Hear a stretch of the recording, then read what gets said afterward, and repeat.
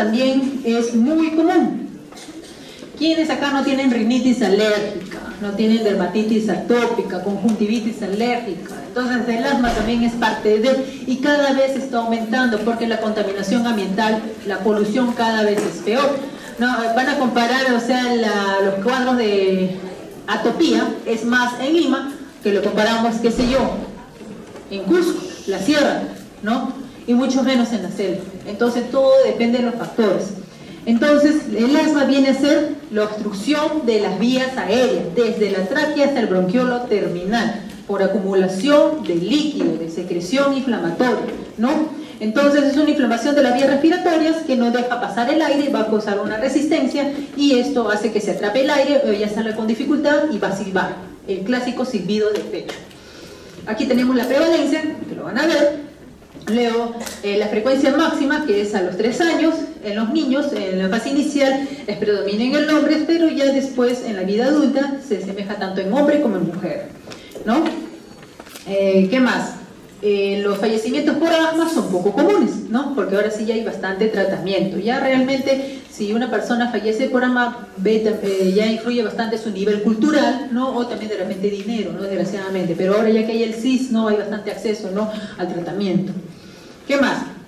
La etiología, ¿no? Entonces, se mencionan factores endógenos, una predisposición genética, ¿no? Algún tipo también de atopía, hipersensibilidad de las vías respiratorias, el género también, la raza, la obesidad también está descrito, ¿ya? Infecciones virales recientes, ¿no? Esto, por ejemplo, esto aplica algo así como lo de Guillain-Barré. ¿Se acuerdan del Guillain-Barré, no? El enterovirus que hubo en el norte, ¿no? Lavados de manos, ¿no? Que se vio más en condición socioeconómica pobre, ¿no? No había una medida de higiene y entonces, pero está cambiando, ¿no? ¿En qué sentido? Que se está viendo cada vez más enfermedades. Y en este caso el Guillain-Barré, que siempre se ve en forma esporádica, ¿no? Por cambios estacionales, ahora se vio más. Entonces, no se sabe por qué, pero el Guillain-Barré viene a ser, es una reacción autoinmune de nuestro cuerpo frente a una infección de algo. Y hace la parálisis, ¿no? Flácida ascendente. Entonces, aquí una infección viral no será bien y te condiciona también, ¿no? Menciona, puede ser un factor. ¿Qué más? Elementos desencadenantes, alergenos, infecciones virales nuevamente, el ejercicio, ¿no? Porque dice, cuando empiezas a correr, entonces hay una mayor, empiezas a sudar, ¿no? Entonces igual en la vía respiratoria hay más solutos, ¿no? Y producen también eso, ¿no? Que se ve casi al final. El aire frío, por eso algunos pacientes que te consultan, ¿no? Ambulatoriamente te dice, doctor, cuando yo trabajo prenden el aire acondicionado y peor, ¿no? Entonces el aire frío, ¿no? Algunos gases irritantes, fármacos, especialmente con la aspirina, el estrés también, ¿no? Lo mencionan. Factores ambientales, alergenos también que tengamos, alergenos de espacios abiertos, los que tienen las mascotitas, el perro, el gato, el tabaquismo pasivo, ¿no? Infecciones de las vías respiratorias nuevamente. Entonces, atopía no es el principal factor de riesgo para padecer asma, ¿no? Ya sea rinitis, dermatitis, rinitis, en todas sus variedades. Asma intrínseca. En este caso, 10% de estos pacientes tienen, o mejor dicho, 10% de los que tienen asma intrínseca tienen resultados negativos a pruebas cutáneas. ¿Qué pruebas cutáneas? El prick test, ¿no? Que le hacen un estudio para diferentes tipos de alergenos, ¿no? ¿Qué más? Y tienen concentraciones séricas normales de inmunoglobulina E, que normalmente en los pacientes asmáticos está elevado, ¿no? Estos pacientes con asma no atópica, o sea, no tienen incluso historia de atopía, ¿no? O intrínseca, muestra enfermedad posteriormente, o sea, lo ven ya cuando son adultos, ¿ya? Ahí es que recién presentan el asma. ¿Y qué tienen de característica esta asma de tipo intrínseca? Que tienen pólipos nasales. ¿Qué más? Tienen sensibilidad al ácido tetrasalicílico, que es la aspirina, ¿no? Entonces en ellos este asma es más intenso y más persistente. Infecciones virales. También mencionan, ¿no? El virus incisional respiratorio, también bacterias como micoplasma, clamidia, ¿no?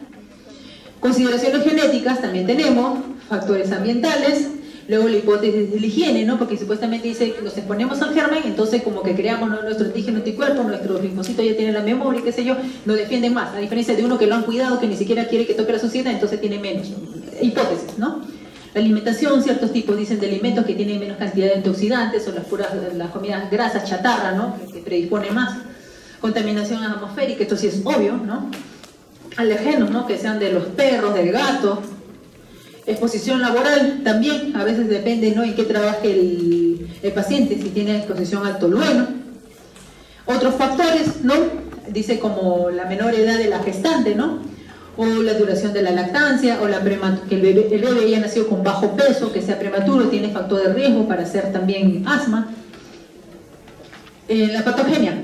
Entonces, el asma se caracteriza, ¿no?, por una hiperreactividad bronquial, en el cual en el epitelio respiratorio, ¿no?, va a haber un acúmulo, ¿no?, de células inflamatorias como los macrófagos, los mastocitos, ¿no?, las células dendríticas, y todo esto, ¿no?, al ser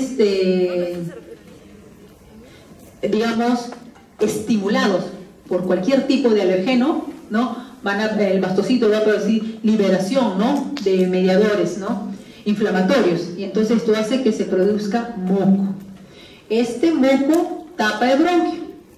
Al tapar el bronquio aumenta la resistencia a nivel de la luz bronquial y entonces cuesta más respirar, tienen más dificultad para respirar y empiezan a retener el aire. Por eso es cuando ya es un asma grave, tienen un tórax insuflado, ¿no? El tiempo expiratorio está prolongado por todo esto, y que a la larga va a haber un engrosamiento del músculo liso, ¿no?, que estos son los que hacen broncoconstricción, ¿no? Y se dice que en pacientes que tienen asma no se sabe por qué, en ellos el epitelio respiratorio es más sensible a caerse, a desprenderse, y entonces como se desprende es una herida que tiene mayor contacto con el alergeno, ¿no?, y es un círculo vicioso, ¿ya?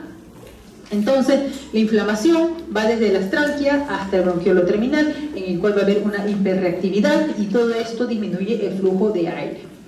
¿Qué más? Entonces esta inflamación, sea por alergenos, sensibilizantes, virus, NC, produce una inflamación donde va a estar predominantemente lleno de eosinófilos en forma crónica, ¿no?, y esto va a llevar a una hiperreactividad de las vías respiratorias, que me va a causar tos seca, luego puede ser con flemas, aquí hay bastantes secreciones, sibilantes, tanto inspiratorios como expiratorios, sensación de opresión retroesternal, cuando ya demasiado ya he retenido el aire y ya no lo puedo botar, y disnea, ¿no? Y elementos desencadenantes, el alergeno, el ejercicio, aire frío, ¿no?, partículas sólidas de sulfato también. Entonces tenemos el alergeno, ¿no?, y este alergeno va a estimular a las células dendríticas, ¿no?, o las presentadoras de antígeno. Entonces esta a su vez también va a estimular al mastocito, que mediante la inmunoglobulina E lo capta, ¿no?, y estos van a liberar mediadores inflamatorios, ¿no?, va a llamar a los neutrófilos, a los eosinófilos, ¿no?, y la célula dendrítica lleva todo este alergeno, ¿no?, lo procesa y lo lleva hasta el ganglio linfático para liberar a los linfocitos T, especialmente los T helper 2. Entonces todo esto se produce mientras que el epitelio respiratorio se va deshojando como margaritas. Se deshoja y abre todo esto, y viene acá todo, se meten más los gérmenes, y esto sigue estimulando a que haya una mayor secreción de moco, entonces se cierra. ¿Qué más? El músculo liso se va contrayendo por estimulación, ¿no?, de los nervios, ¿no?, sobre todo de la vía colinérgica, ¿no? Por eso es que a nivel de la vía colinérgica atacamos a nivel de secreción, atacamos a nivel de mastocito en el tratamiento. Entonces, mediadores de inflamación, tenemos las células inflamatorias, aquí descritas, los mediadores, y las células estructurales, ¿no? Todo esto lleva a ¿qué? A broncoespasmo, exudado de plasma, secreción de moco a nivel de la vía respiratoria, y cambios estructurales, que eso ya es lo peor. ¿Qué cambio estructural es lo que debemos de evitar? La hipertrofia del músculo liso. Eso es lo que tenemos que evitar. Esta hipertrofia del músculo liso hace que el bronquio se vuelva grueso y por más que le demos tratamiento, no va a salir. Entonces, los efectos de la inflamación se dan sobre el epitelio de las vías respiratorias, ¿no? Habíamos mencionado un desprendimiento, que no se sabe por qué, y esto continúa y hace un círculo vicioso. Si no lo controlamos, va a llevar a una fibrosis subepitelial por depósito de colágeno tipo 3 y tipo 4, ¿no? Y esto sigue avanzando y esto ya es irreversible, no hay vuelta atrás. ¿Qué más? Las respuestas a nivel vascular dice que va a haber más angiogénesis, entonces se van a producir más vasos sanguíneos para mayor irrigación, ¿no? Y entonces, por lo tanto, hay una mayor permeabilidad a nivel del alvéolo capilar, ¿no? ¿Qué más? Va a haber una hipersecreción mucosa, va a haber mayor moco, y este moco tiene una característica especial, se vuelve más espeso y se hace un tapón. Y este tapón es más difícil de botarlo. Y si es ancianito, fue, porque se muere ahogado con sus tapones. ¿Qué más? Efectos neurológicos, ¿no? Las vías colinérgicas también, con la liberación de acetilcolina, que actúa a nivel de los receptores muscarínicos, ocasiona también broncoconstricción. Por eso aquí también atacamos en el tratamiento. Entonces, todos estos cambios van a generar una remodelación de la vía respiratoria. O sea, la vía respiratoria se vuelve más gruesa, rechoncha. Entonces, tenemos que evitar eso. Entonces, elementos que desencadenan, habíamos visto los alergenos, infecciones virales, también hay fármacos como, en este caso hago mención a los betabloqueadores adrenérgicos, ¿no? Sobre todo que en los pacientes que tienen glaucoma, que usan su timolol, entonces ustedes tienen que saber qué medicinas toma el paciente, ¿no? Porque si es asmático, ¿no? O mejor dicho, si es un paciente con glaucoma y está con su cuadro de asma, o sea, tienen que ver qué medicamentos van a tener que suspender. Si toman también para la presión arterial, ¿no? Los IECA, ¿no? También estos tienen estas propiedades, ¿no? Luego la aspirina también. El ejercicio, mencionaba que también el ejercicio, sobre todo al final del ejercicio, ¿no? Estos pacientitos sienten la falta de aire, usan sus inhaladores y mejoran. Factores físicos, el frío, alimentos, factores laborales, hormonales. Se dice que antes de la menstruación, por los bajos niveles de progestágeno, también hay una mayor predisposición. El reflujo gastroesofágico, esto sí es bastante común, hay que preguntarlo porque ustedes dan tratamiento al reflujo y mejoran esto también. El estrés también. Entonces, la fisiopatología, habíamos hablado que va a haber un engrosamiento, ¿no? A nivel de músculo liso, ¿no? Y esto va a hacer que haya una disminución de la luz. Y si hay una disminución de la luz, o sea, por broncoconstricción, entonces va a haber una disminución del volumen expiratorio forzado en un segundo.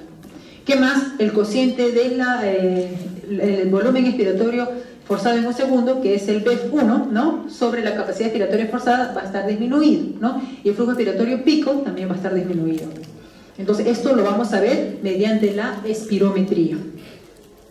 El asma más grave, ¿no? Ya estos pacientes van a entrar en ventilación mecánica. Manifestaciones clínicas, entonces, van a sentir los pacientes sibilancia, ¿no? Pueden decir, doctora, me sirve el pecho, generalmente los síntomas se dan más en la noche, ¿no? O lo despierta temprano, le va a causar falta de aire, una tos seca, ¿ya? Y van a variar con el tratamiento, obviamente, es reversible con los broncodilatadores. Entonces va a empeorar durante la noche. ¿Qué más? Va a aumentar la producción de moco, que es más espeso, pegajoso y difícil de expectorar. Hay hiperventilación y empleo de los músculos accesorios ya cuando hay mayor compromiso, y mencionan que algunos pacientes pueden tener pródomos, así como los que tienen epilepsia tienen sus pródomos, tienen su aura, igual acá también mencionan que pueden tener una picazón en la mandíbula o molestias a nivel interescapular, ¿no? ¿Qué más? Se van a encontrar estertores roncantes, ¿no? Durante la inspiración, la expiración, una hiperinsuflación. Y en los niños va a ser una tos más productiva. El diagnóstico entonces nos va a ayudar bastante la prueba de la espirometría, ¿no? En la espirometría, entonces, en una espirometría simple que consiste en soplar nomás, que me mide, ¿no? El volumen expiratorio en un segundo, entonces vamos a encontrar que hay una alimentación del flujo del aire. La espirometría en este tipo de casos, el patrón es obstructivo, acuérdense, de obstrucción, a diferencia de la siguiente clase que vamos a ver, de la enfermedad pulmonar intersticial, que es de tipo restrictivo, que también es otro tipo de pregunta, ¿no? ¿Qué tipo de patrón tenemos? Entonces, aquí es más obstructivo, entonces el volumen expiratorio forzado en un segundo va a estar disminuido, ¿ya? ¿Qué más? La reducción del cociente también, y el volumen expiratorio pico. Entonces se dice, lo encontramos disminuido, y le empezamos a dar salbutamol, y a los 15 minutos le medimos, y hay una mejoría del 12%, o 200 mililitros en el volumen expiratorio forzado en un segundo. Entonces hay una mejoría. O también al momento de darle, ¿no? 2 a 4 semanas con corticoides, ¿no? Vemos la respuesta. Normalmente lo que hacemos es espirometría. Entonces con eso confirmamos que es asmático, ¿ya? Entonces eso es lo que tienen que hacer. ¿Qué más? Entonces este es un dibujo de la espirometría, que esto es lo normal, sopla, y ahí en la curva, ¿no? Ahí mismo se dibuja en la computadora, el aire, ¿no? Pero el paciente asmático está disminuido. Le dan un broncodilatador y aumenta, ya más del 12%, fuertes. ¿Qué más? Hay pruebas, ¿no?, de sensibilidad a las vías respiratorias que le pone metacolina y histamina, ¿no? Ya son poco usados. ¿Qué más? Pruebas hematológicas, dosaje de inmunoglobulina E. ¿Qué más? Estudios de imagen, la radiografía de tórax, ¿no?, que puede estar normal, o cuando hay una asma ya severa, ¿no?, está hiperinsuflado el tórax. ¿Qué más? Podemos encontrar también eosinofilia a nivel de sangre, ¿no? En pacientes que tienen aspergilosis pulmonar, que es un tipo también de broncoconstricción, también podemos encontrar eosinofilia.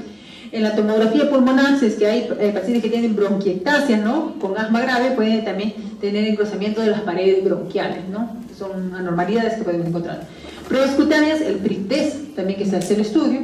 Entonces, esto es una placa radiográfica de un paciente, ¿no?, que tiene su hiperinsuflación pulmonar. Entonces van a ver ustedes en la hiperinsuflación rectificación de los arcos costales. Entonces, eso ven. ¿Y qué más? Lo ven más negrito, porque tienen aire retenido, ¿ya? Entonces, lo negrito es radiolucidez, ¿no? Entonces ven más negrito. Y los arcos costales horizontales. ¿Qué más? El óxido nítrico exhalado. También se dice que los pacientes que tienen asma se encuentra esto más aumentado. Le hacen el tratamiento y mejora. Diagnóstico diferencial con enfermedad pulmonar obstructiva crónica, que es de los fumadores, ¿no? También hay que pensar en pacientes que tengan tumor, un tipo de melalingio, que también lo van a encontrar sibilando, ¿no? ¿Qué más? Otro tipo de colagenopatías, vasculitis, el Chur-Strauss, también la van a encontrar, ¿cómo se llama? Sibilante, ¿no? Y puedes creer que es asma. ¿Qué más? Un paciente con insuficiencia cardíaca. No me voy a olvidar de esto, cuando ustedes hagan su guardia, ¿no? Me acuerdo mi R1, que él estaba más perdido de mí, peor que Yesenia Ponce, digamos. ¿Qué pasó? Escucha al paciente adulto de 60 años, ¿no? Asma. Y era un asma de tipo cardíaca, o sea, era una insuficiencia cardíaca, que tenía tanta agua y eso le estaba nebulizando, o sea, peor me estaba complicando el corazón, cuando solamente era poner diuréticos. Entonces, tienen que sacar todos esos datos, porque si no van a meter la pata y después le van a poner una bomba. Ya vieron, ¿no? La clínica Ricardo Palma. Así que, estudien bien para que no le metan una bomba, porque vamos a llegar a eso, ¿eh? Cada vez la gente está más a la ofensiva y te graba.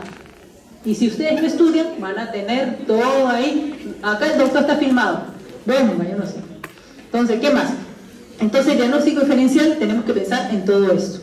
Tratamiento. Entonces, el tratamiento clave en este paciente, educación, educarlo. ¿Por qué? Porque tenemos dos tipos de tratamiento, los broncodilatadores y el controlador del asma, ¿ya? Entonces, hay que hacer un monitoreo rutinario de sus síntomas, cuántas veces los ataques al día, educación, factores ambientales, si por ahora tiene perro, desaparecer al perro. ¿Qué más? Si es que tiene aire acondicionado, modificación del ambiente, no sé, ya cosas que se tienen que trabajar. Entonces, dentro de los medicamentos broncodilatadores, ¿no? Su mismo nombre dice, como el asma es broncoconstricción, dilatar el bronquio. Y para dilatar el bronquio tenemos los agonistas beta-2 adrenérgicos, como salbutamol, ¿no? Fenoterol, que son cortos, y de acción larga el formoterol, salmeterol. Los anticolinérgicos, ¿se acuerdan, no? La estimulación sensitiva a nivel de los receptores muscarínicos, ¿no? Acá tenemos, ¿no?, el bromuro de hipertrofio, y la teofilina, ¿no?, que esto es menos usado. Esto lo tenemos, aminofilina endovenoso, lo usamos en pacientes con asma grave. Normalmente, comúnmente usamos, ¿qué? Los beta-2 agonistas adrenérgicos y el bromuro de hipertrofio. Entonces, empezamos con los tratamientos broncodilatadores, los beta-2 agonistas, ¿no? Tenemos de acción corta y de acción larga. Entonces, normalmente de acción corta usamos el salbutamol, que es de rescate, ¿no? Como es su acción rápida, ahí mismo va a solucionar el problema. Un asma del ejercicio, su salbutamol, ya está. Entonces, ¿en quiénes debo usar acción corta, acción larga? Eso lo vamos a ver. Acción corta, duración de 3 a 6 horas, entonces está mejor indicada en asma inducida por el ejercicio, ¿no? Y agonista beta-2 de acción prolongada tenemos el salmeterol, formoterol, que su duración es de 12 horas, entonces por eso se usa 2 veces al día, ¿ya? Entonces, ¿qué efectos secundarios tienen los broncodilatadores, no? Como es un beta-2 agonistas, producen taquicardia, ¿no? Temblor muscular, palpitaciones, sobre todo en los ancianos. Me acuerdo mucho que antes había todavía el salbutamol bioral. Entonces, a veces no había, o no había inhaladores, no era tan accesible, le mandaban a los niñitos, no, su salbutamol en jarabito. Dele, y eso sí tenía bastante efectos en el corazón, taquicardizante, ¿ya? Entonces, gracias a ellos se sacó del mercado, ¿no? Y, ¿cómo se llama? Los inhaladores no tienen el mismo efecto que tiene el Viboral. ten en cuenta que este inhalador va directo a las células epiteliales respiratorias, donde tiene bastantes receptores para ese tipo de medicamentos. La tolerancia es buena, ¿no? Y ¿cómo se llama? Va a ayudar a la broncodilatación, pero los mastocitos van a seguir ahí circulando, ¿no? Y estos adquieren, dice, tolerancia rápida, entonces por eso hay que enviar otro medicamento que ataque a los mastocitos, o los corticoides inhalados. Inocuidad, ¿no? Siempre hay que ver, ¿no? Que tiene menos efectos, ¿no? Pero hay que ver en pacientes que también sean cardiópatas, ¿no? La cantidad que le vamos a dar, ¿no? ¿Qué más? Los efectos de los agonistas adrenérgicos por vía respiratoria: relajación del músculo liso, inhibe liberación de mediadores de mastocitos, ¿no? Pero estos mastocitos luego generan resistencia, inhiben el exudado a nivel del plasma, mayor eliminación del mucociliar, mayor secreción del moco, disminución de tos, pero no tiene ningún efecto sobre inflamación crónica. Y te lo escribe así, para que veas que no te vas a curar si es que no tienes un buen tratamiento. Entonces, para la crónica ya entramos los corticoides, que es tratamiento, ¿ya? Entonces, continuamos con los broncodilatadores, ¿ya? Habíamos visto ya los beta-2 agonistas, ¿no? De acción corta, de acción larga. Ahora tenemos los anticolinérgicos. ¿Qué anticolinérgicos tenemos? El bromuro de ipratropio, ¿no? El bromuro de ipratropio es un antagonista del receptor muscarínico. Entonces, de la broncoconstricción también va a hacer vasodilatación, ¿no? Entonces, inhibe este complejo de broncoconstricción, por esa razón lo damos. ¿Pero qué efectos tiene? Que causa serostomía, ¿ya? Ojo seco. Sobre todo en los ancianitos, y también causan retención urinaria y pacientes que tienen glaucoma. Por eso es muy importante que tengan en cuenta ese antecedente si el paciente tiene glaucoma o no, porque ya son dos fármacos, son los, el salbutamol, los beta-2 agonistas, y el bromuro ipratropio. Teofilina, habíamos visto, ¿no? Es otro tipo de broncodilatador que se puede dar vía oral, es barato, pero no se usa mucho por los efectos secundarios, y lo usamos más endovenoso cuando es un asma grave, cuando está en la UCI, ¿ya? El uso clínico, bien, como se usa, su liberación es lenta, ¿cómo se hace? O sea, se tiene que usar varias dosis, ¿no? Hasta a veces 4 dosis, entonces no se usa mucho esto. ¿Qué más? Efectos secundarios: náuseas, vómitos, dolor de cabeza. ¿Qué más? Aquí tenemos los factores que incrementan la eliminación y las que disminuyen. Y ahora sí, los medicamentos que controlan la enfermedad. ¿Qué medicamentos van a controlar la enfermedad? Son los corticoides inhalados. ¿Como aquí? Tenemos la beclometasona, por ejemplo, ¿no? Entonces, el mecanismo de acción de corticoides, ¿no? Ya sea vía oral o vía inhalatoria, va a ser que disminuye el número de células inflamatorias y también la activación. Por lo tanto, ya va a evitar, ¿no? Esta hipertrofia, ¿no? E hiperplasia del músculo liso a nivel del bronquio, y por lo tanto ya no va a haber esa broncoconstricción. Disminuye los neutrófilos a nivel de las vías respiratorias y en el esputo, y los linfocitos T activados y los mastocitos, ¿no? ¿Qué más? El uso clínico son los controladores más eficaces, se aplican 2 veces al día, ¿no? También solo una vez en caso que los síntomas no sean tan intensos. ¿Qué problema tenemos en esto? De que como son corticoides, ¿no? Al paciente le puede producir también muguet oral, ¿no? ¿Qué más? Son los fármacos de primera línea en individuos con asma persistente, ¿ya? Efectos secundarios: también puede causar ronquera, ¿no? En dosis máximas puede haber moderada supresión, ¿no? Del eje cortisol, ¿no? Tanto en plasma como en orina, ¿no? Y entonces hay que tener cuidado en ese sentido, porque te puede llevar también tanto a la osteoporosis, no tanto en niños y en adultos. Me acuerdo, como esto lo tenemos a veces pacientes que están con compromiso muy severo, damos corticoides biorales, y me acuerdo mucho que salió un caso en la televisión de donde la mamá denunciaba al médico que mi hijo está cuchín por su culpa. O sea, en ese entonces le daban más corticoides oral, o no había un control, no había una buena educación, y el chiquito terminó cuchingoide por los efectos de los corticoides, que te da hipertensión, dislipidemia, obesidad, ¿no? Osteoporosis. Entonces, imagínense, o sea, hay que educar aquí, porque si no, a diestra y siniestra van a usar corticoides, y no es así. El corticoide es un arma de doble filo, por favor.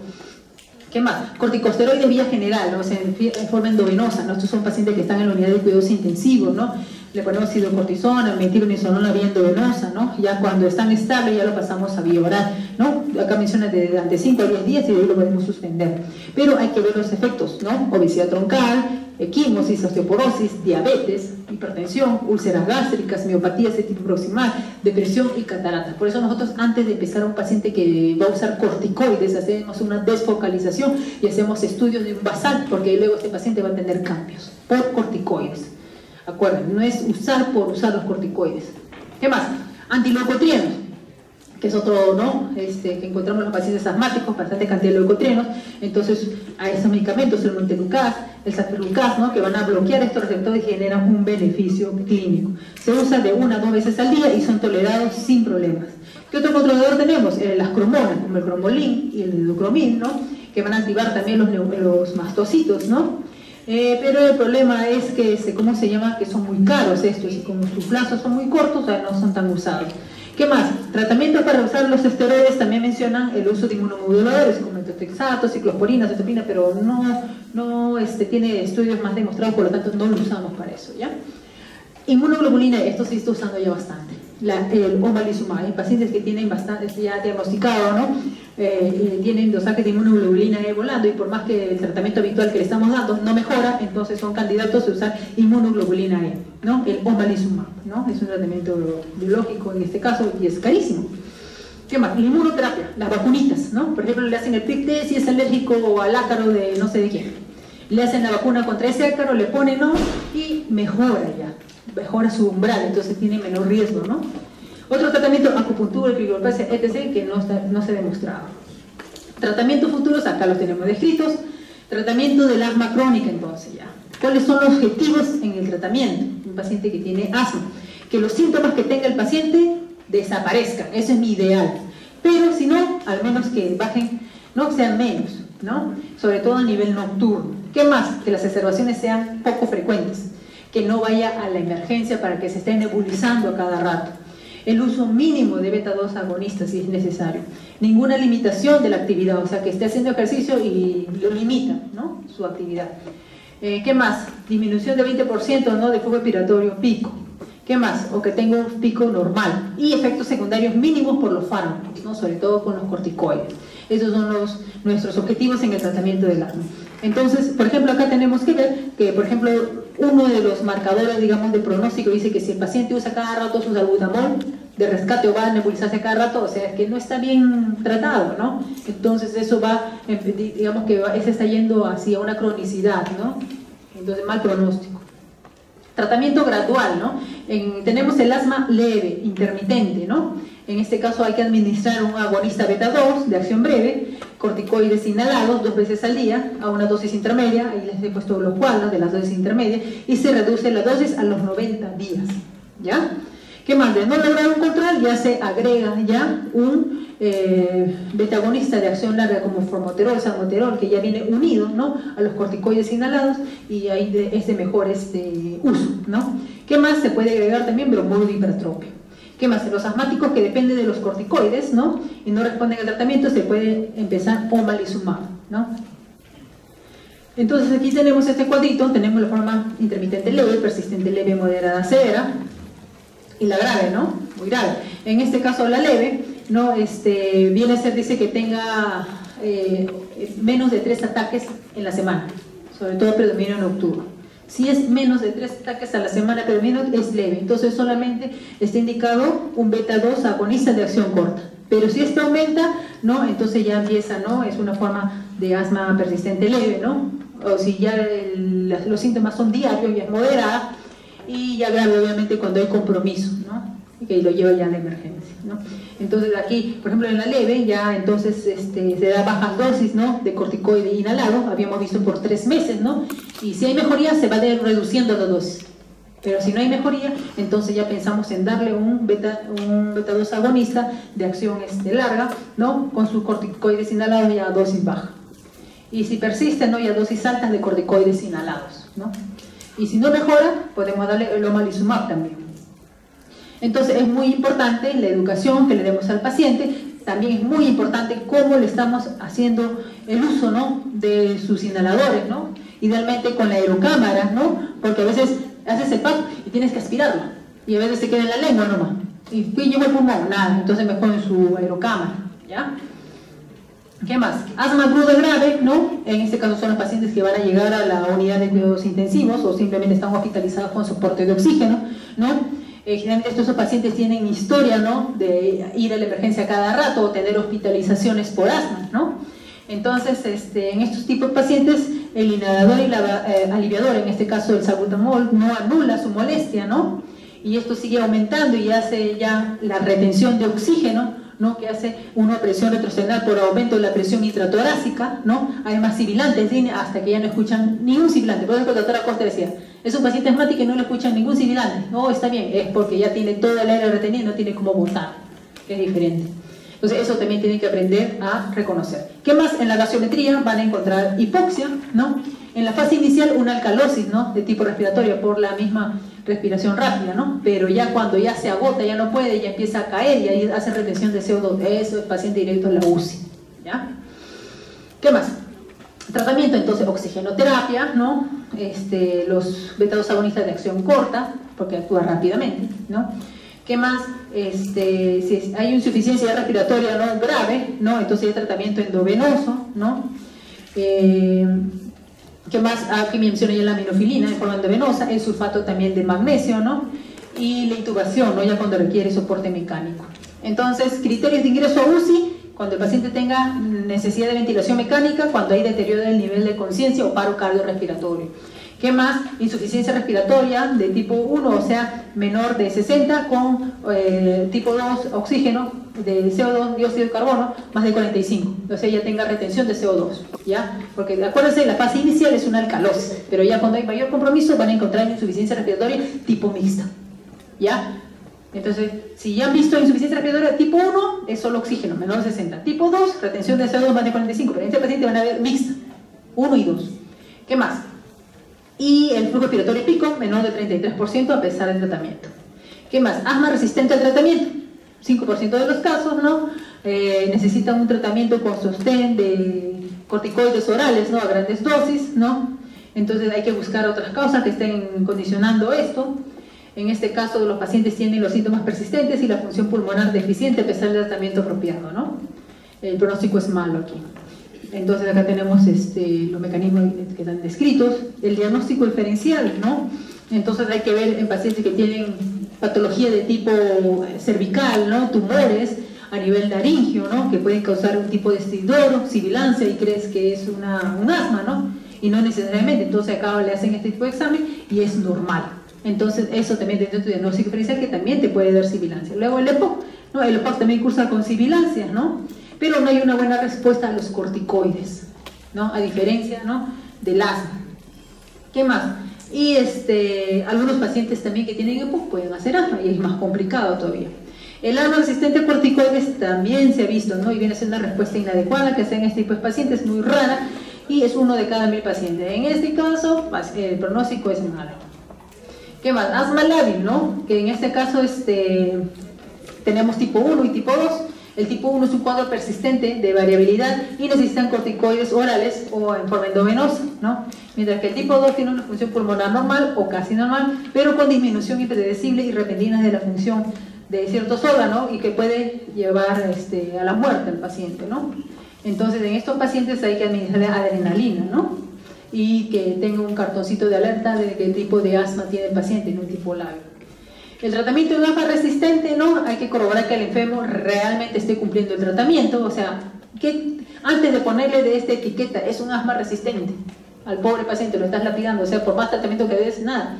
Entonces hay que comprobar, a ver señor, enséñeme cómo usa su inhalador, ¿no? Y realmente a veces están usando mal el inhalador. ¿Qué más? Dicen que dosis pequeñas de teofilina, ¿no? Puede a veces también, al interrumpir, ¿no? Su uso se empeoran los síntomas, ¿no? ¿Qué más? Van a necesitar dosis de corticoides orales como tratamiento de sostén. ¿Y qué más? Tenemos un asma netamente alérgica que en este caso ayuda bastante el omalizumab. El asma sensible al ácido acetilsalicílico se ve en unos 5% de pacientes asmáticos, ¿no? En este caso sea el ácido acetilsalicílico o los antiinflamatorios no esteroideos, ¿no? Son los que condicionan a esto, entonces suspenderlo, ¿no?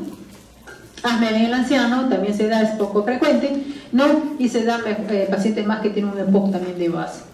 Embarazo, se menciona en el embarazo que 33% de las asmáticas embarazadas mejoran durante la gestación, mientras que un 33% va al deterioro y otro 33% no presenta ningún tipo de molestias, ¿ya? Aspergilosis pulmonar es otro tipo también que va con un tipo de broncoespasmo que te puede confundir con asma también, en eso también la eosinofilia es marcada en este tipo de pacientes. Entonces acá tenemos para el control del asma los síntomas nocturnos, es un cuadrito, ¿no? Para controlarlo, ¿no? Si es el control total, el control parcial y sin control, ¿no? Las restricciones de las actividades, los síntomas nocturnos si despiertan o no, la necesidad de tratamiento para el alivio y la función pulmonar. Objetivos de tratamiento habíamos visto y lo hemos hablado más adelante, y aquí tenemos, ¿no? La clasificación, ¿no? Del asma, ¿no? Cuando digo que está bien controlada, no bien controlada o pobremente controlada, de acuerdo a que están los síntomas, las descripciones, ¿no? Y las exacerbaciones. Este es un test de control del asma, también lo van a ver ustedes. Luego la clasificación del asma, acá también está descrita los ataques, ¿ya? Y esto es lo mismo, el mismo cuadrito que habíamos visto anteriormente, que está en español. Severidad de la exacerbación del asma, ¿no? Sobre todo, ¿no? Cuando vemos leve, moderado, grave, muy grave. Sobre todo, esto más sobre todo en niños, ¿no? Para ver que ellos no te van a decir, entonces le vas a encontrar uso de musculatura accesoria, vas a encontrar cianosis, podemos en el estado de conciencia, que puede estar agitado o normal, ¿no? Luego la frecuencia respiratoria, ¿no? Todo esto. ¿Qué más? Luego exacerbaciones en el asma, sobre todo en la grave. Acá le he puesto esto porque es algo antiguo, ¿no? Sobre todo el pulso paradojal. ¿Qué es el pulso paradojal? ¿Se acuerdan? Le medimos, ¿no? Cuánto tiene la presión arterial, ¿no? Y la frecuencia cardíaca, ¿no? Y luego le hacen respirar una inspiración profunda que aguante y lo vuelven a tomar. Y hay una caída de la presión arterial y también un aumento de la frecuencia cardíaca. Entonces, ven acá, ¿no? Que una caída más del 25 milímetros de mercurio de la presión, imaginen que le encuentran una presión de 120-70 y respira profundo y luego le encuentran 90-60, ¿no? Entonces el pulso paradojal positivo es grave, ¿no? Entonces estos pacientes, ¿no? Te indican, ¿no? Que va a entrar a la UCI. Luego acá tenemos las dosis, cuando habla ahí en las tablas de baja dosis, mediana dosis o alta dosis de los corticosteroides inhalados, como la beclometasona, la budesonida, la ciclosenida. Acá tenemos nosotros beclometasona y budesonida. Tenemos también fluticasona. Luego la dosis del cromolín, ¿no? De sodio, también acá está indicado. Luego los antileucotrienos, como el montelukast, el safirlukast. Luego tenemos la dosis, ¿no? de las dosis de los corticoides inhalados, ¿no? Con el formoterol, acá cuando están unidos. Ya, esto es la parte de asma. Ya, ahora vamos a ver enfermedad pulmonar intersticial, que ya lo he dejado para el último. Acá está la guía del GINA, por favor, de este año. Aquí está, ¿ya?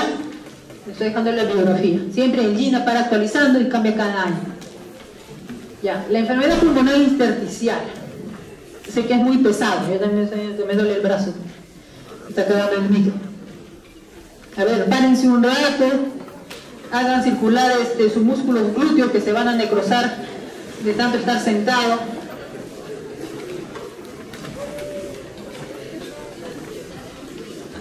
Ya, ahora se sientan. Ya.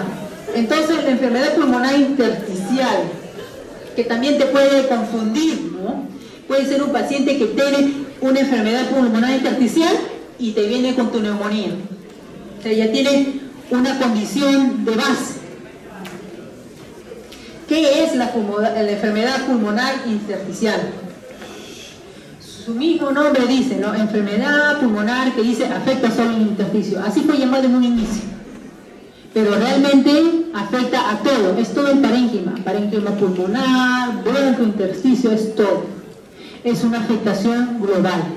O sea, es una afectación no solamente a nivel de parénquima, sino también intersticial, de vasos sanguíneos. Es un todo. Entonces, ¿qué le llama la atención a la placa radiográfica? ¿Es una placa normal? ¿Es una placa normal? Entonces, si podemos ver entonces más allá de lo evidente, ¿no? Hay reforzamiento de la trama de tipo intersticial, ¿no? Podemos ver un patrón retículo nodular, más periférico, ¿no? En unas fallitas, ¿no? No vemos, obviamente, neumonía, ¿no? Cuando vemos un infiltrado basal o bilateral, ¿no? Con su broncograma aéreo, eso no lo vemos. Entonces dicen, no, el paciente no tiene neumonía alta. Pero el paciente ya puede tener un tipo de enfermedad pulmonar de tipo intersticial, que lo puedes ver en esta placa, pero si tú no lo sabes ver, le das de alta y no le mandas para su estudio. Le mandas chau chau. O sea, pudiendo haber diagnosticado y tener los controles a tiempo, ¿ya? Entonces, digamos, una fase inicial, ¿no? Entonces, si no lo ves, o sea, no te llama la atención, ¿no? Este reforzamiento de la trama, se va a su casa. Lo pierdes. Entonces, la enfermedad pulmonar intersticial, digamos, es así como un nombre sindrómico. ¿Por qué? Porque es un conjunto de enfermedades que tienen en común sus imágenes, que tienen en común la clínica, tienen en común los hallazgos histopatológicos, y entonces se ha agrupado dentro de este nombre, enfermedad pulmonar intersticial. Y entonces, por el hecho que diga solo intersticial, no dice que afecte solo el intersticio, no, afecta a todo, ¿no? Afecta a los alvéolos hasta todo alrededor. Entonces, la enfermedad pulmonar intersticial abarca un sinnúmero de enfermedades pulmonares que tienen esa característica radiológica, que tienen la misma sintomatología, la misma clínica e incluso a nivel de la patología, ¿ya? Entonces tenemos enfermedades pulmonares intersticiales de causa conocida, ¿no? Porque esto también es muy importante, los antecedentes que tenga el paciente, ya sea por drogas o asociadas a enfermedades reumatológicas tipo artritis reumatoide, lupus eritematoso, dermatomiositis, etc., etc. Neumonía intersticial idiopática, o sea, no se sabe por qué. Neumonías intersticiales de tipo granulomatoso, ¿ya? Ejemplo, la sarcoidosis, que esto es más común en Europa. Y otras formas de neumonías intersticiales como la linfangioleiomyomatosis, que es más común en jóvenes, mujeres, ¿ya? O la histocitosis de células de Langerhans, ¿no? Que es común en fumadores, etc. Entonces es una gama que tenemos.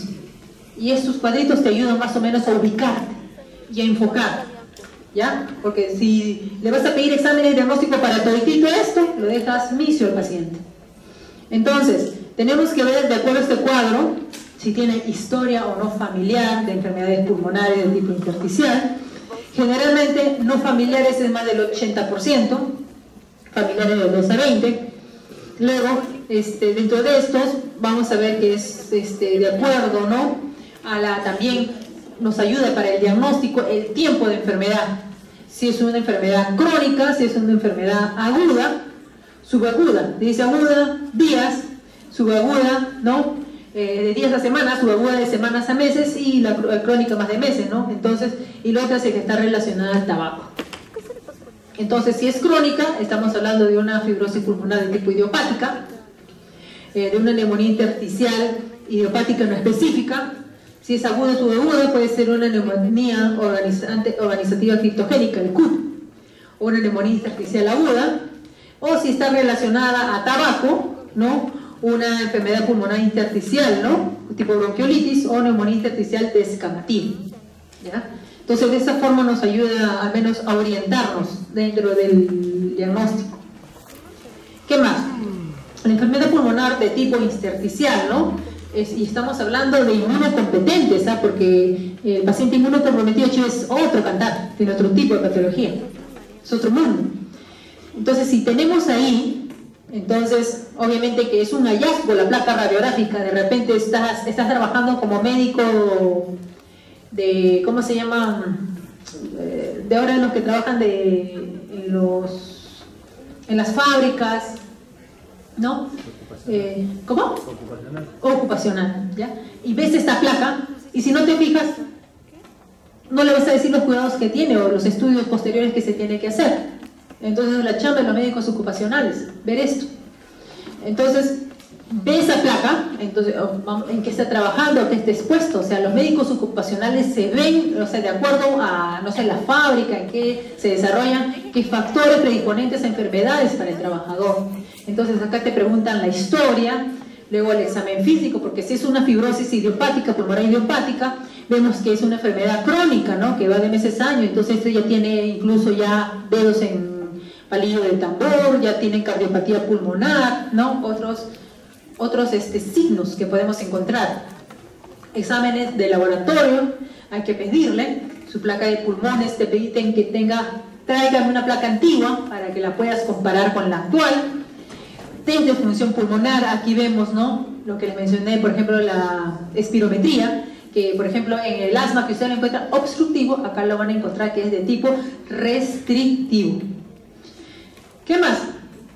Entonces hay que ver si la exposición, la causa es del medio ambiente, si es de tipo iatrogénico, ¿no?, si se puede evitar, si se puede remover. Luego, si hay una buena, se recupera clínicamente, si es sí, si es no. Si es sí, no hay nada más para, pero si es no, hay que seguir estudiando. Por ejemplo, puede tener enfermedades del tejido conectivo. Entonces, de acuerdo a esto, hacerle biopsias. Luego, enfermedades sistémicas, si es sí, si es no. Si es sí, entonces hay que ver qué enfermedad sistémica tiene. Por ejemplo, tiene lupus, que lo está llevando este tipo de pulmón, tratar el lupus.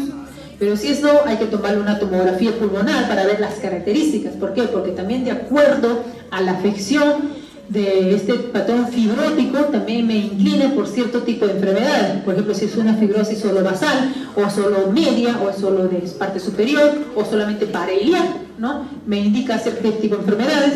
¿Qué más? Estudios, ¿no?, de fibrobroncoscopía, estudios de biopsia, para poder mejor hallarme, ¿no?, y poder diagnosticar mejor. Entonces, de acuerdo a estos estudios ya podemos concluir en esos dos tipos, ¿no?, de posibilidades diagnósticas. La patogenia de la fibrosis pulmonar, también no se sabe la causa, solo que pueden ser estímulos exógenos, endógenos, o una reacción anormal de nuestro organismo que condiciona a esto, ¿no?, ya sea polvos, humos de cigarrillos, otro tipo de polvos orgánicos e inorgánicos, algún trastorno autoinmunitario, medicinas, y esto se ve bastante frecuente, pacientes cardiópatas que usan amiodarona, o los neoplásicos también. La radiación, esto también se ve bastante, fibrosis por radiación, ¿no?, los pacientes que tienen radioterapia, realmente un linfoma, ¿no? ¿Qué más? Entonces van a causar una lesión pulmonar de tipo microscópico, ¿no? Y que en un paciente normal no pasa nada, lleva una homeostasis pulmonar, pero en un paciente que tiene una condición, algo que ha ocurrido, ya lo lleva a una fibrosis pulmonar, ya sea por una predisposición genética, tu papá tuvo fibrosis, el abuelito también, o algún tipo de trastorno autoinmunitario. Entonces, ¿no?, vemos aquí que el agente, ya sea un estímulo exógeno o alguna alteración a nivel endógeno, que es exposición al alergeno, hace que haya variantes a nivel del epitelio, ¿no?, respiratorio. Este epitelio, ¿no?, va a cambiar, y entonces se va a fibrosar, va a haber mayor producción de fibroblastos, acumulación de colágeno, también tipo 3 y tipo 5, va a haber mayor angiogénesis y va a cambiar, ya no va a ser normal. Entonces, la clasificación para el estudio, tenemos que ver bastante en la anamnesis, qué datos le podemos sacar para ver si es una causa conocida o no. Y luego el tratamiento y pronóstico van a variar dependiendo de la causa, ¿no? ¿Qué más? Infecciones, ¿no?, como la neumonía, sea por hongos o bacterias atípicas o virales, ¿no?, es bastante frecuente y se da más también en inmunocomprometidos. La causa más común es exposición a agentes ocupacionales, en este caso los pacientes que trabajan en minas de carbón, ¿no?, la neumoconiosis, el sílice, el berilio. ¿Qué más? Ambientales, polvos inorgánicos o orgánicos, o alguna toxicidad inducida por fármaco, por ejemplo la amiodarona, o lesiones inducidas por radiación. Un paciente que tiene cáncer, linfoma, recibe radioterapia y ya se fibrosó su pulmón. Entonces, tenemos que hay dos tipos de lesiones a nivel pulmonar.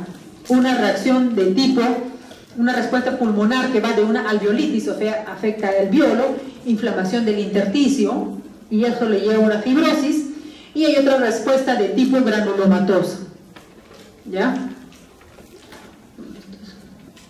Aquí está, la respuesta pulmonar granulomatosa. Ya tenemos dos tipos. Entonces, en base a los dos tipos, nos podemos ayudar para la clasificación de los posibles casos que se encuentre el paciente. Entonces, de tipo de respuesta pulmonar, puede ser de causa conocida o desconocida.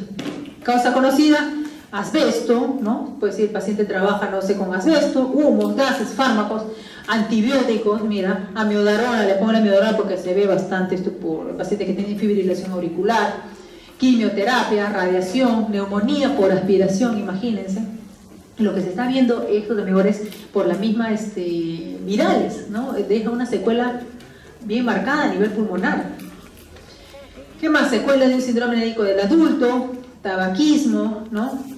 Granulomatosis de células del Langerhans, ¿no? También. Causa desconocida, las idiopáticas, su propio nombre lo dice, ¿no? Nadie conoce. Y todo eso acá, este listado acá, no lo voy a mencionar cada uno.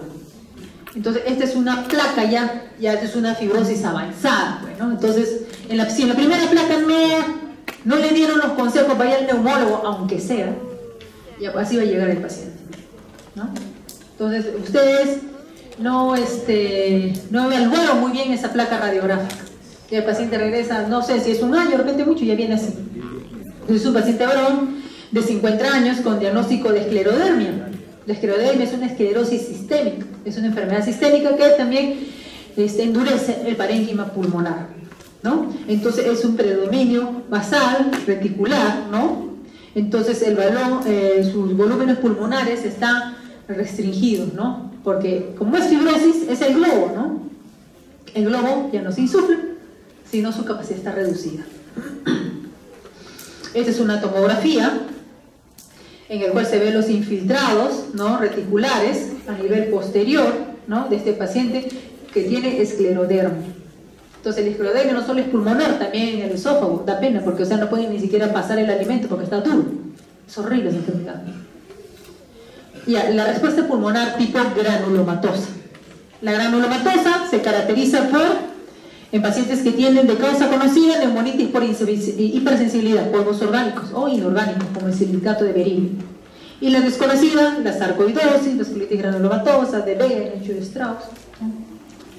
Esta es una tomografía pulmonar, por ejemplo, ¿no? De un paciente con granulomatosis de Wegener, que tiene una enfermedad pulmonar de tipo intersticial, caracterizado por lesiones nodulares, ¿no? Hiperdensas en ambas bases, ¿no? A nivel posterior.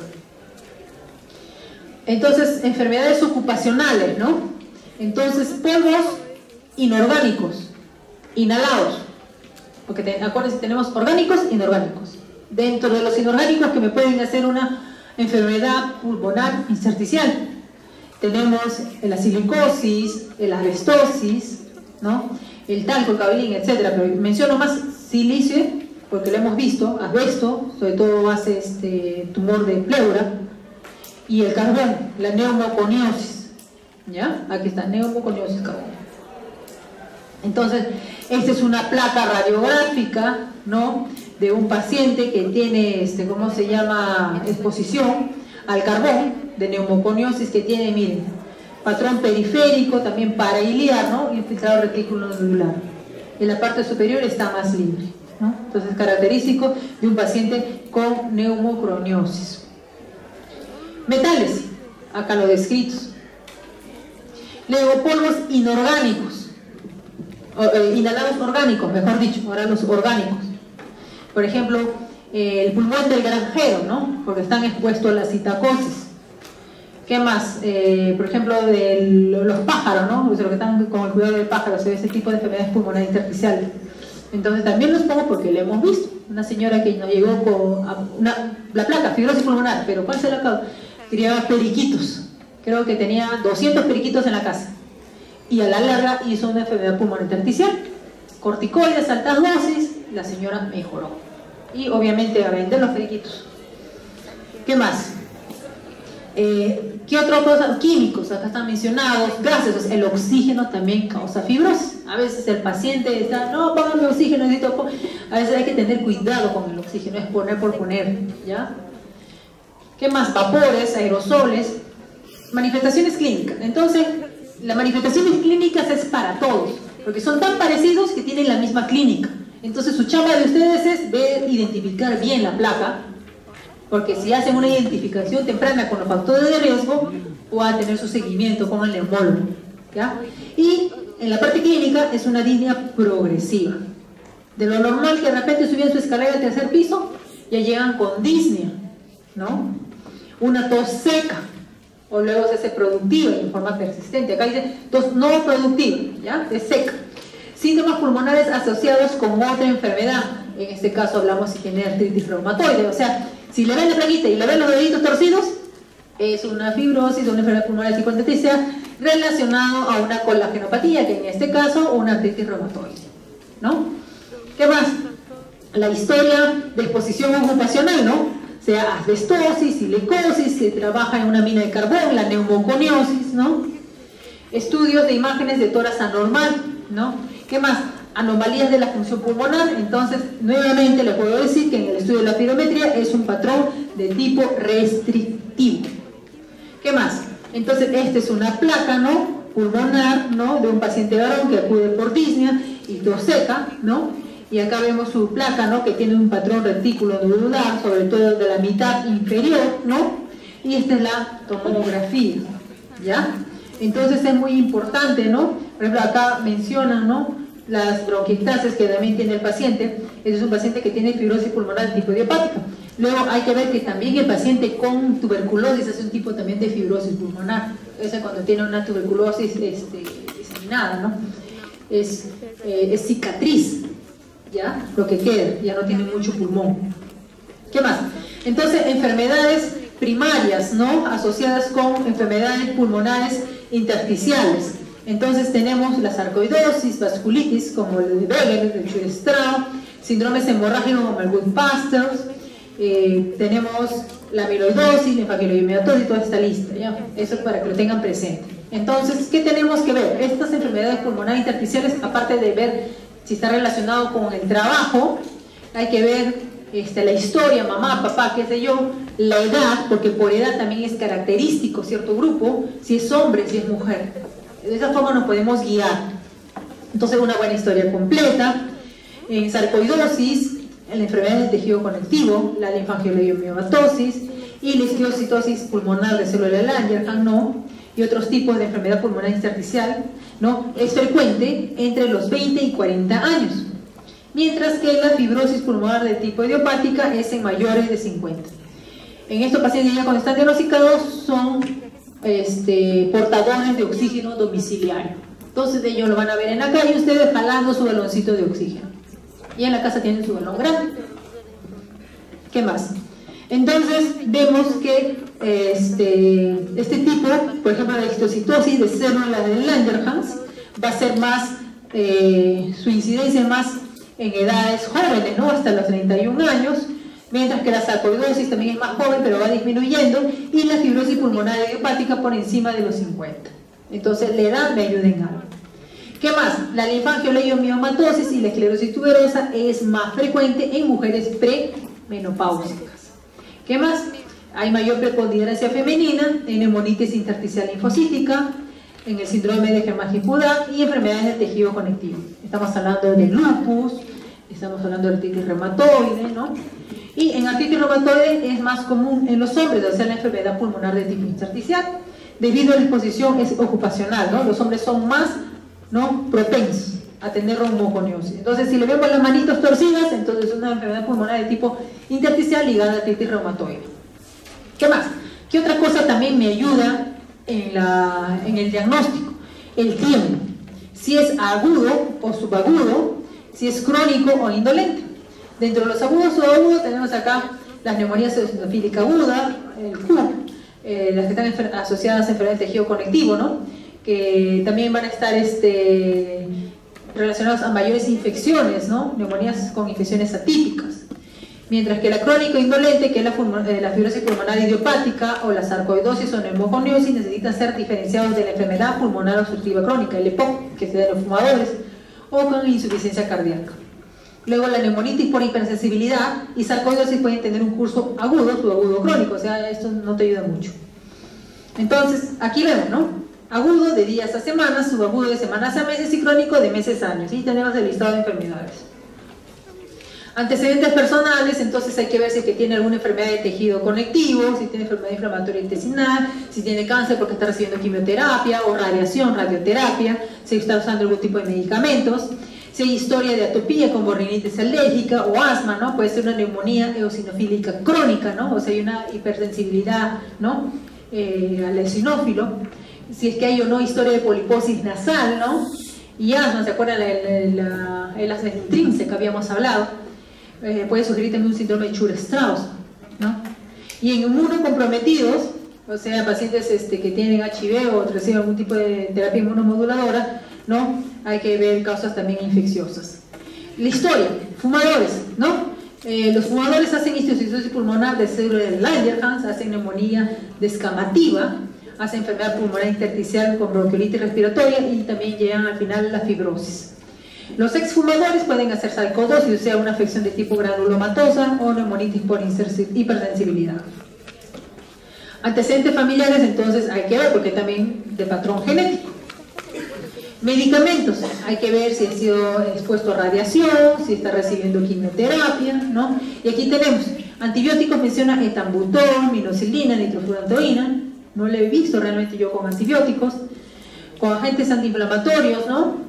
Como por ejemplo sales de oro, leflunomida, ¿no? Penicilamina, rituximab, están descritos. ¿Qué más? Agentes antiarrítmicos, amiodarona, yo sí lo pongo porque lo hemos visto y es bastante frecuente. ¿Qué más? Agentes quimioterápicos, acá ya lo he listado. Otro, la penicilamina, que se usa en pacientes con lupus. O sea, imagínate que el paciente tenga fibrosis pulmonar no solamente por su lupus, sino por el tratamiento que le estás dando, la penicilamina. ¿Ya? Drogas ilícitas, la cocaína, heroína, también están incluidas. Y otros le pongo que el oxígeno. ¿Ya?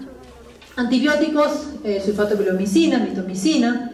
Otros antimetabolitos como la azatioprina, esto lo usamos bastante, ¿no? También pacientes que tienen tipo de cáncer, metrotexate, en artritis reumatoide. Entonces, el paciente que tiene artritis reumatoide de por sí, por la misma enfermedad, y aparte porque le está dando metrotexate. O sea, dos causas que le están llevando a enfermedad pulmonar de tipo intersticial.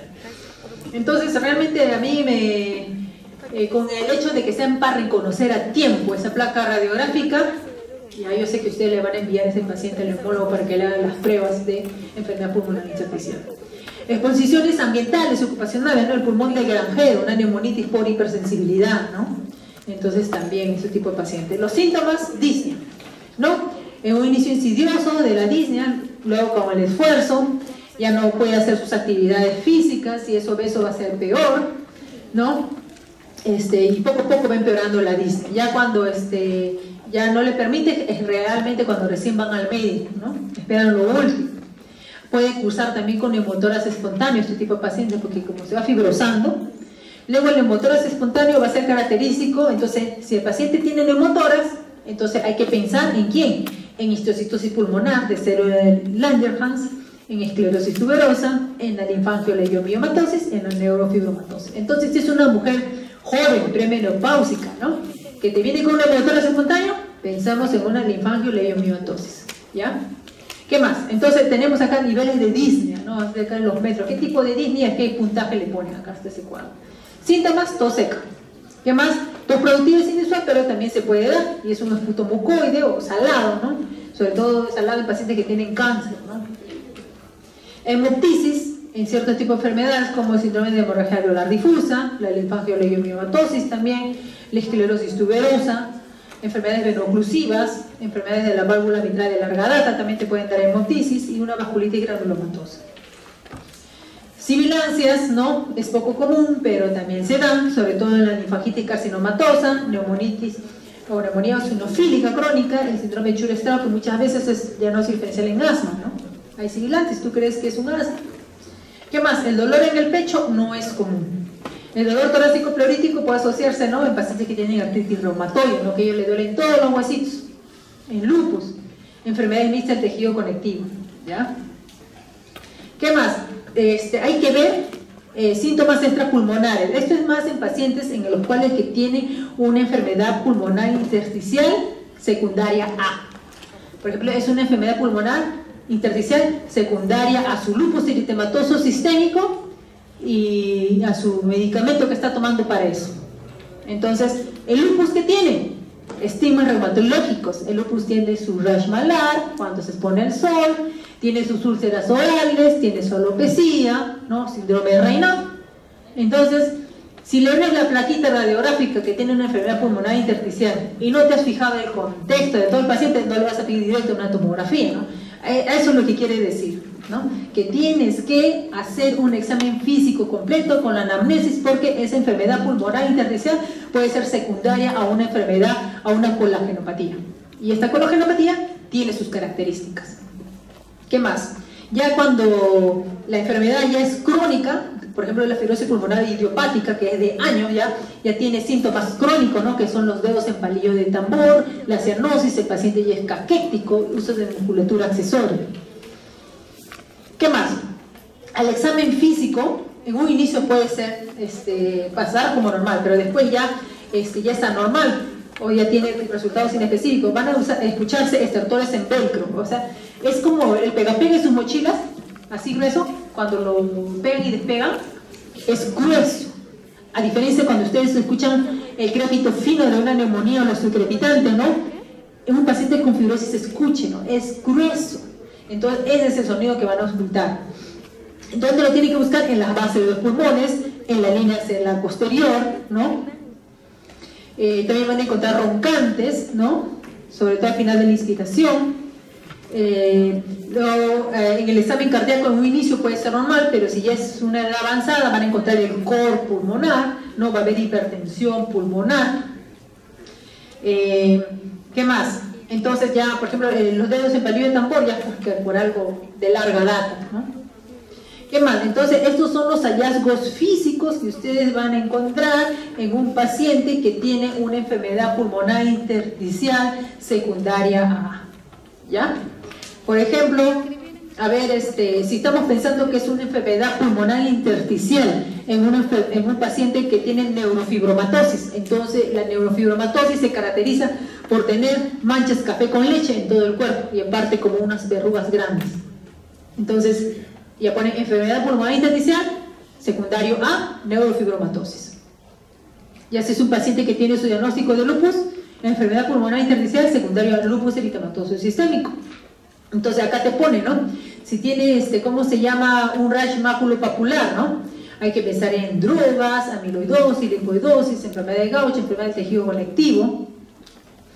¿Qué más? Por ejemplo, a ver, si está el paciente con una uveitis, que es poco común, ¿no? Sarcoidosis, enfermedad de Behçet, espondilitis anquilosante.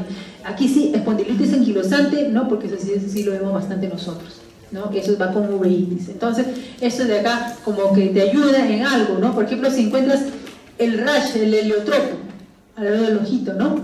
Entonces, pensar en dermatomiositis. Entonces, el diagnóstico ahí es con biopsia, ¿no? Parte muscular. Entonces, el signo de Gottron, ¿no? Que lo vemos en dermatomiositis, que es el enrojazamiento a nivel de los nudillos, ¿no? Aquí también a nivel de las rodillas. Entonces, eso me hace pensar en una dermatomiositis. Entonces, esa enfermedad pulmonar intersticial que yo lo hice radiográficamente es secundaria a esta dermatomiositis. Entonces, el tratamiento de dermatomiositis, corticoides, ¿no? Entonces, estos son los exámenes auxiliares, obviamente, ¿no? Que hay que pedir, ¿no? Estos ya son muy caros, por eso no se usa mucho. Entonces muchas veces quedan solamente sin diagnóstico o solamente con la tomografía, ¿no? Y ven que es un paciente que tiene una fibrosis pulmonar y se descarta el resto, ¿no? El resto de alguna enfermedad secundaria. ¿Qué más? Por ejemplo, anormalidades que podemos encontrar en los exámenes de laboratorio, ¿no? Por ejemplo, si encontramos una hipereosinofilia, entonces pensar en una neumonía eosinofílica, sarcoidosis, ¿no? Inducido por drogas, ¿no? Si es que encontramos hipercalcemia, ¿no? Pensar en sarcoidosis, una carcinomatosis linfangítica, es una forma que te ayuda, ¿no? A pensar. ¿Qué más? Por ejemplo, si tiene el ANCA-P, el ANCA-C, ¿no? La enfermedad de granulomatosis de Wegener, ¿no? Por ejemplo, que tiene el ANCA-C positivo, ¿no? En el Schur-Strauss dice, piénsalo en eso. Entonces, digamos que de acuerdo a la enfermedad que tú encuentres, ¿no? Vas a pedir los exámenes diagnósticos y por esa razón tiene esa enfermedad pulmonar intersticial. Entonces, esta es la radiografía de tórax, ¿no? De un paciente que tiene una fibrosis pulmonar, ¿no? Y esto cuando ya es avanzado, cuando la placa es así normal. Ya estos nódulos, ¿no? Bien difusos en ambos campos. ¿Qué más? Entonces la radiografía nos ayuda también porque los patrones radiográficos también te pueden orientar a ciertas enfermedades, ¿no? Por ejemplo, mencionan, ¿no? Si es en todos los espacios aéreos una hemorragia tipo pulmonar, pero si es periférico, mira, por ejemplo, es una neumonía eosinofílica. Si es predominio en zona alta, ¿no? Neumoconiosis o histocitosis de célula de Langerhans, o si es zona baja, una fibrosis pulmonar idiopática. Entonces, de acuerdo al patrón, ¿a dónde afecta más esa fibrosis? ¿Qué más? Eso es más hallazgos, ¿no? De acuerdo de predominancia, ¿no? De la afectación a nivel pulmonar, los exámenes o las siguientes patologías. Por ejemplo, si es un paciente encuentras fibrosis pulmonar, ¿no? Y con neumotórax, entonces hay que pensar en histocitosis de célula de Langerhans, que está asociado en pacientes fumadores.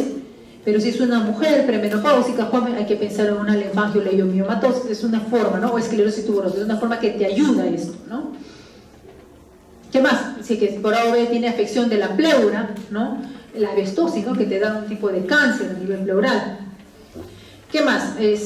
Más tenemos, ¿no? Si hay otro tipo de las líneas de Vértebres, ¿no? Entonces, ¿qué tipo de patologías tenemos? Si hay un patrón miliar, ¿no? Las características tenemos. Aquí, por ejemplo, si tenemos afección, ¿no? A nivel superior, ¿no? Tenemos, ¿no? La silicosis, la cistosis X, ¿no? Luego, acá tenemos de tipo, por ejemplo, en la silicosis tenemos grados 1, 2 y 3. Esto, por ejemplo, está en, ¿cómo se llama? Los del MIR, ¿no? Lo tienen que saber, también lo tienen que estudiar. Por ejemplo, el de Goodbuster, ¿no? Tiene un infiltrado, o sea, de iliar, a nivel periliar, ¿no? Entonces, la proteinosis alveolar ya es más grande el infiltrado, ¿no? ¿Qué más? La granulomatosis de Wegener se ven como nódulos grandes, ¿no? Múltiples, mientras que la eosinofílica no es predominio, ¿no?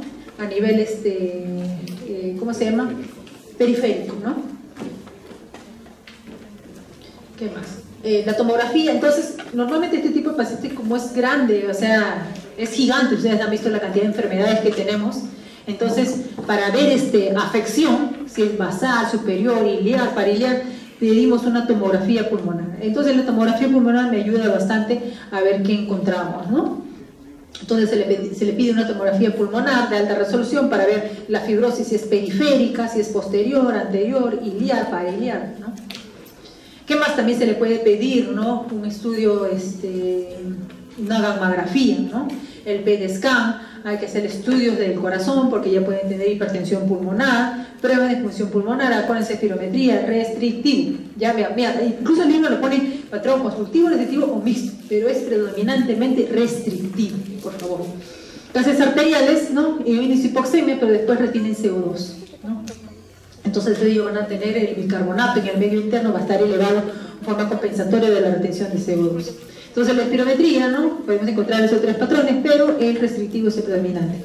La capacidad de difusión del monóxido de carbono va a estar disminuida porque obviamente esa membrana alveolo-capilar que hace la hematosis, la ventilación, como ya no hay, es menos. ¿Qué más? Pruebas de esfuerzo, ¿no? Cardiopulmonares, ¿no? Para vencer la desaturación, ¿no? También hay que hacerla al paciente. En este caso se les hacen caminatas siempre y cuando el paciente pueda, porque ya cuando está avanzado los pobres ya no pueden, ni siquiera ni pararse, están en silla de ruedas. Luego la broncoscopía, ¿no? Esto generalmente más lo hacemos en pacientes en cuadros agudos, ¿no? En un estudio agudo, un deterioro rápido. En esta paciente que tuvo la neumonitis intersticial, el pulmón del granjero, ella llegamos a hacerle broncoscopía y biopsia pulmonar. Ahí se fue que se vio esto. Entonces, cuando es más agudo, un deterioro rápido, es que hacer un tratamiento más invasivo, pero cuando la historia es crónica, ¿no? Que te indica más a una fibrosis pulmonar. Entonces, el lavado bronquial alveolar, que se hace mediante la fibrobroncoscopía, ¿en qué te ayuda? Porque de acuerdo a esto también encuentras celularidad, ¿no? Puedes encontrar bacilo de Koch o qué otro germen, puedes encontrar, ¿no? Algo que te ayude. Ah, no, esto es algo infeccioso, nada más, pero no. Podemos ver que si es por cáncer, vamos a encontrar células malignas.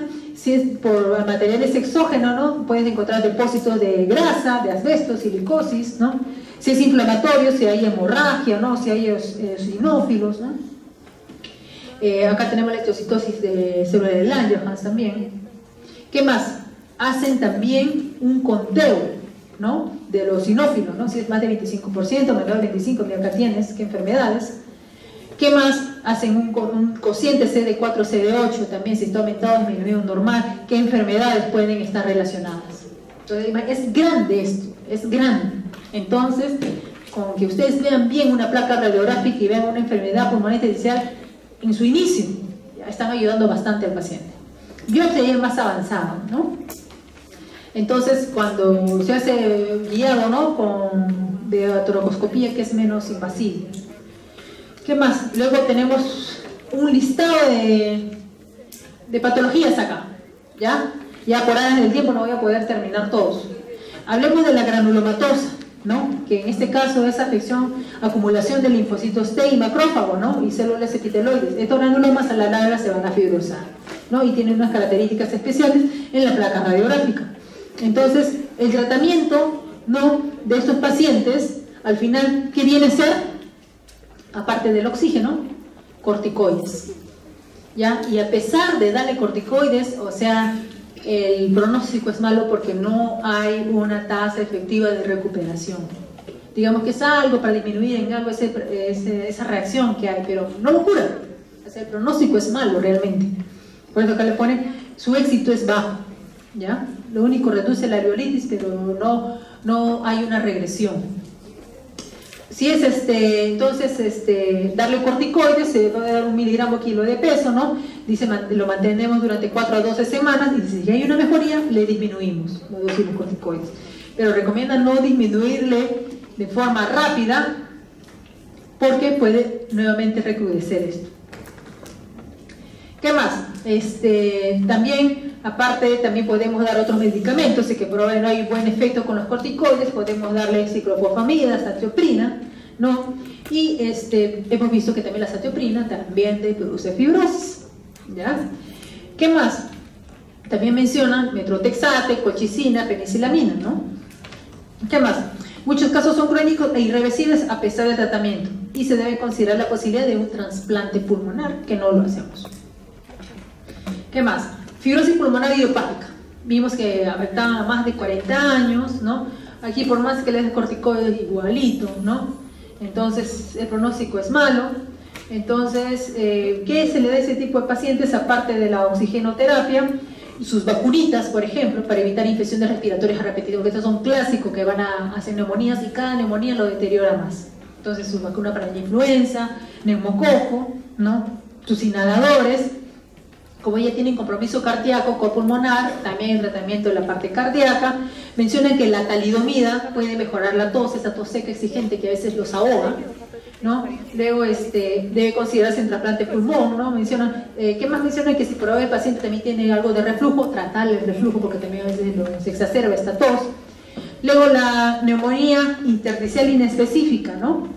Esta neumonía intersticial inespecífica, ¿no?, es otro subgrupo, ¿no?, que tiene una característica clínica patológica también igual. En este caso, sus características clínicas serológicas y radiográficas sugieren una intensidad de una enfermedad autoinmunitaria, menciona, ¿ya? Entonces, eso también lo vamos a encontrar que su clínica es parecida. El pronóstico menciona que la tasa de mortalidad a los 5 años es menos de un 15%, entonces por lo tanto es un buen pronóstico, y la mayoría muestra mejoría después del tratamiento con corticoides, y a veces se usa tratamiento combinado con azatioprina. Entonces es una tomografía pulmonar de un paciente que tiene una neumonía intersticial de tipo específica. El síndrome de Hamann-Rich o neumonía intersticial aguda es rara, y si le da, el paciente se muere, así, se muere.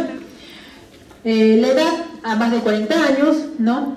Puede ser cursar como un síndrome respiratorio agudo, ¿no? El paciente fallece y rápidamente entra a la UCI, ¿no? Está precedida por un cuadro prodrómico, ¿no?, de 7 a 14 días, ¿no?, porque se puso con fiebre, tos, ¿no? La placa radiográfica es un compromiso bilateral, ¿no? Y en la tomografía hay afección de ambos campos pulmonares, ¿no?, en forma irregular, y tiene las manchas en vidrio esmerilado. Hamann-Rich, entonces, si el paciente se sospecha de esto, los pacientes fallecen, ¿no?, más del 60%. El CUP, la neumonía organizativa criptogénica, ¿no?, causa desconocida, afecta entre los 50 a 60 años también, ¿no? Y en la tomografía igual vamos a ver imágenes en vidrio esmerilado o nodulares pequeñas con engrosamiento y dilatación de la pared bronquial a nivel periférico y zona basal. Igual el tratamiento para el CUP, glucocorticoides. La neumonía es por tabaquismo, ¿no? Tenemos la neumonía intersticial descamativa, la edad de presentación de 40 a 50 años, ¿no? Disnea y tos, en este caso el paciente tiene que suspender, ¿no?, el tabaco, ¿no? No hay datos claros que señalen que los glucocorticoides en forma endovenosa en general sean eficaces en este tipo de fibrosis, ¿no? La neumonía intersticial o por bronquiolitis respiratoria, lo mismo también por el tabaquismo, ¿no? Es otro tipo de neumopatía de tipo intersticial. La histiocytosis pulmonar de células de Langerhans, también por tabaquismo, que da generalmente a varones de 20 a 40 años, ¿no? Un inicio puede estar asintomático, un curso rápido, el paciente cursa con tos, disnea, dolor torácico también, ¿no? Y también puede haber hemoptisis y el paciente puede cursar con un tipo de diabetes insípida, ¿ya?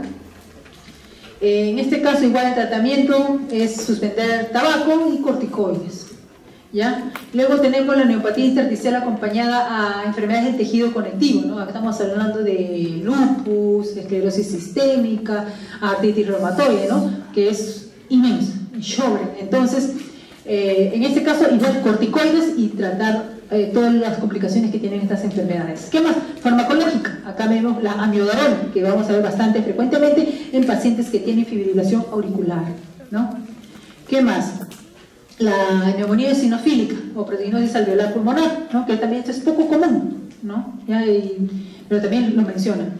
Linfangiomatosis pulmonar, poco común, pero se da en mujeres jóvenes premenopáusicas y causan con neumotórax, ¿ya? Hereditarios es poco común, ¿ya? Bueno, chicos, entonces, como les dije, o sea, vean, ustedes van a llegar a esto nomás, porque el resto creo ya lo más inteligente de repente, más dedicado. Pero esto que ustedes me vean, ven un infiltrado retículo, afección, forzamiento de la trama intersticial, ¿no? Mira, ven aperodominio iliar, ¿no? Pero llega a parte periférica, ¿ven? Es fase inicial. Al menos lo manda por el neumólogo para que le haga su espirometría, su tomografía y otras cosas más, ¿ya? ¿Alguna pregunta? ¿Preguntas? Están cansados, lo sé, es bastante pesado. Entonces, por el hecho de que no haya mencionado cosas aquí, no significa que no tengan que saberlo. Ustedes tienen que saber todo. Es el tiempo en el que ustedes están solo para estudiar, nada más. Estudien bien, porque luego cuando sean internos residentes ya ni tiempo van a tener. Luego bomba le van a poner, ¿ya? Chau, chicos.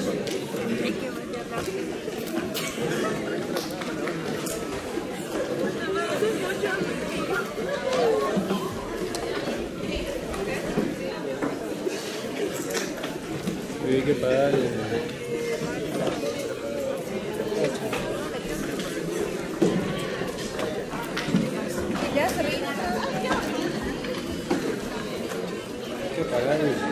Sacha.